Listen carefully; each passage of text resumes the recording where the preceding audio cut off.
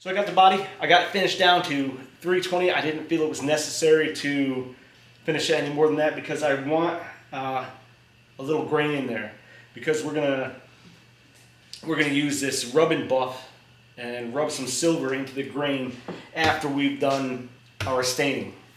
For this stain, I've got a min wax. It's a solid color stain, but it's kind of transparent. It is called Cherry Blossom, and it's kind of a purplish, and I'm eager to see how it looks. So we are gonna get staining this thing, and while it's drying, we're gonna work on the neck. So let's get a little closer. We'll get laying on some stain. I'm not gonna record every coat of stain, just the first one. And then when it's all finished up and we're ready to rub in the rub and buff, I saw this trick on Guns and Guitars. It's a cool finish. Hopefully it comes out as good as his. So we'll see.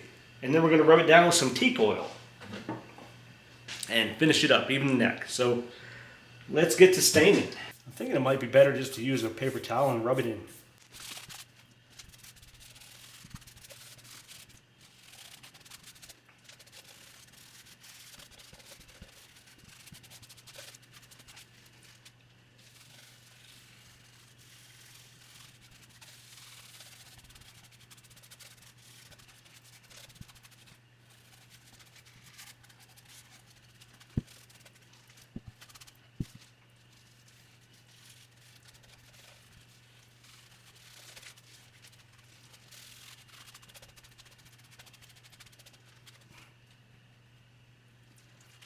First coat of stain is going on. I'm going to let this dry for a couple hours. Then I'll flip it over and do the bottom. And then I'll let that dry, and then I'll do the top. And I might do one more coat, depending how well it comes out. But I'm liking that color so far. It's pretty. So what I'm going to be working on here is the neck while the stain dries. Now, I'm not going to go over every mundane detail with you about what I'm going to do or record every move on this project, because it would just take up way too much time and be kind of boring. What I am going to do is I'm going to show you some of the basic stuff that you might have to do if you go ahead and buy one of these kits. And the neck, there's always going to be some work on the neck. Now, I did go ahead and I cut the head into a traditional Telecaster style. It's not perfect, but it's close. We'll talk about the nut. The nut that came with it was a nice bone nut. However, it was cut badly in the top. It sits kind of high. I could smooth that down and get it to sit lower. But the main problem is the string spacing between the high E and the low E was just way too close together.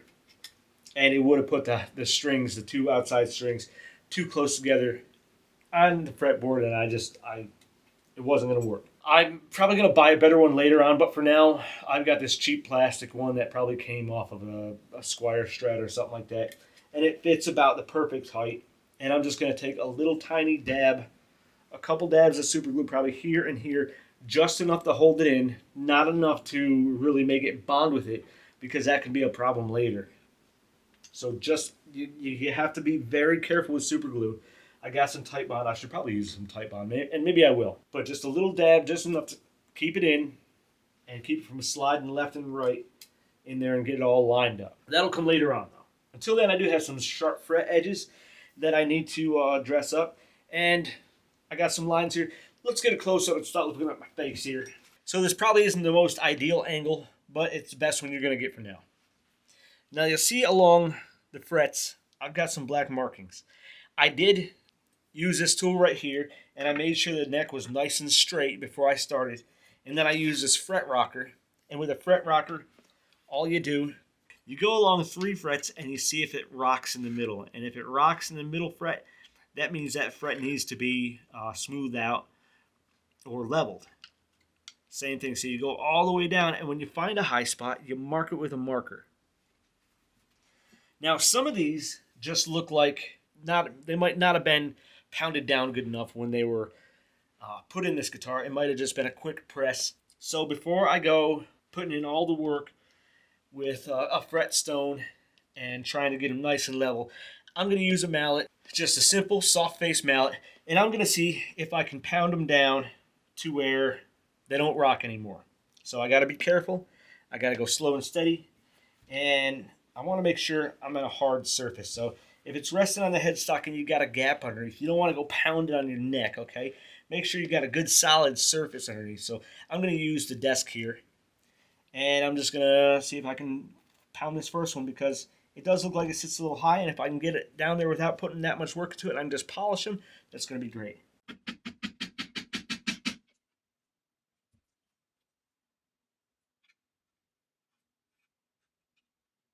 Okay, so that just fixed that one. I'm going to try all the other ones too, because they just look like they're just sticking up a little bit.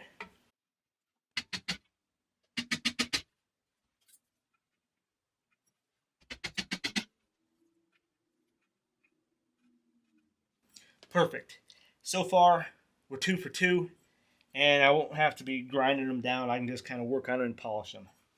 I'm going to keep on going here. I didn't have to do any kind of grinding or filing them down to the proper size.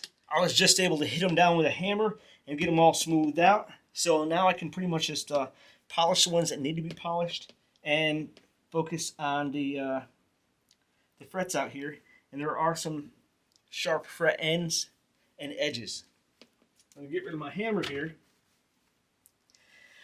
Now with fret sprout, sometimes it's due to the climate, and sometimes it's just due to bad cutting. So you can buy all those expensive luthier tools that you might use once in a blue moon, or you can just use some poor man's ingenuity and learn to use regular hand tools. Because before there was all those fancy luthier tools from StuMac, everybody just had regular hand tools. So now that I've pounded some of these down, I do have some fret sprout out here, and I'm going to use just a regular fine file, because this is an unfinished fretboard, and I'm going to have to go over and do some more sanding anyway, so I'm not afraid to file around the edges. I'm going to try to stay away from the fretboard, but as far as fret ends go, I'm going to use this and just smooth them right down to a comfortable edge where they're not going to cut me. Then I'm going to use my little crowning tool and just smooth out any burrs that might be along the crowns. Now, I'm not perfect. I'm doing this for me. If I was doing it for somebody else, I'd have first the proper training and then the right tools.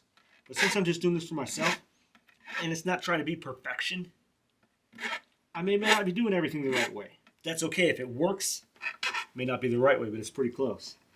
Now that I've got my crowns where I feel them, I'm just going to use this emery board, and I'm going to go down the rough side a few times, and then I'll go down the fine side a few times, just to see if we can catch any burrs and just smooth it out enough where it's nice and comfortable and playable. So that feels good. If I can do that and it doesn't cut or feel bad on my fingers, I'm pretty good.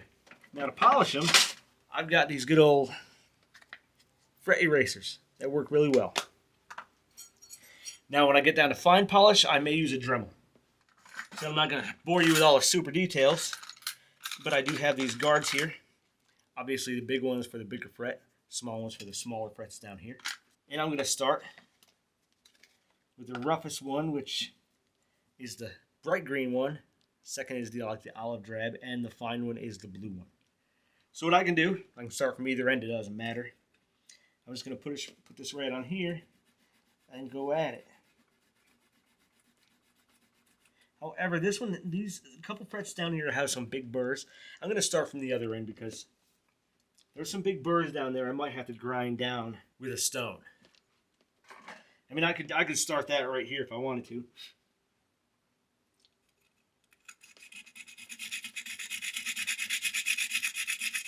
And just smooth it right out.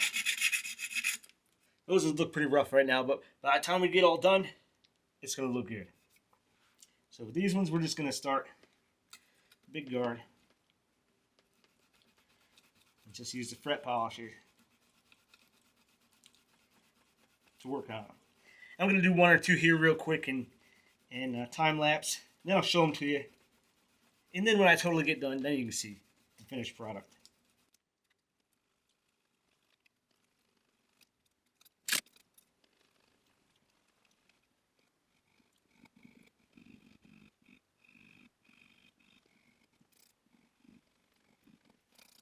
Here's what we're looking like. Pretty smooth.